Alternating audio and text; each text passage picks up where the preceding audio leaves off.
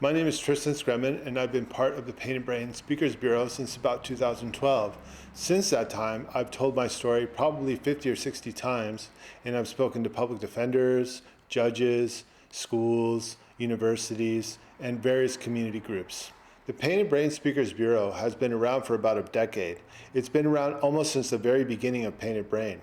In that time, we've spoken to various community groups, from lawyers to professionals, social workers, and even judges. In that time, we've tried to convey the story of what it is to live with a serious mental illness and be a productive and important member of the community. For the Painted Brain Speakers Bureau, what we really like people to do is own their own story and be able to share the parts they wish to share. The Speakers Bureau is completely voluntary, and it's completely no pressures, right? We want people to be comfortable with their story and be able to tell it in a good way. Me personally, I've told my story 50 or 60 times, and I've noticed that certain times I emphasize certain parts of my story, and at other times I emphasize other parts. This depends on my feel of the audience and also how I feel that day. Do I feel comfortable enough to share these, difficult and parts of my life, and how so? I've been part of the mental health system since my early 20s. I'm 47 now, so you can see that's a good number of years. In that time, I've been through incarceration, I've been through state hospital, I've been through community hospitals, I've lived in boarding care homes. The history is long and vast, and it's impossible to tell all of our stories, but what we want to do is own the parts that feel right for us that day and be able to convey them in a safe and effective manner. So one of the things that we like to emphasize when we tell our stories is confidentiality. Of course, we cannot stop people from sharing things that we share when we tell our stories.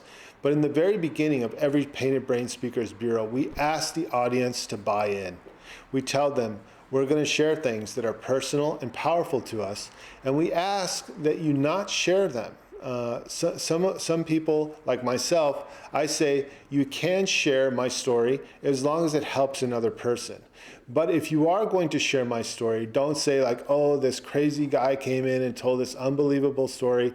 The recreational or sort of a gratuitous storytelling is not acceptable. So for confidentiality, we like to get the audience to buy in, and we ask them to use these stories in a meaningful and in a respectful way.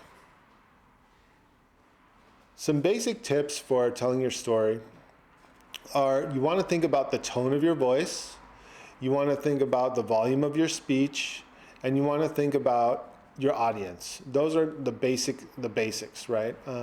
We want to be able to use our own voice in a way that people can hear us. We don't want to whisper, and we don't want to yell. So these are the ideas we have. In terms of knowing your audience, you might tailor your story in certain ways depending on the audience. So understand that too. Some other things to think about when telling your own story are to speak from the heart.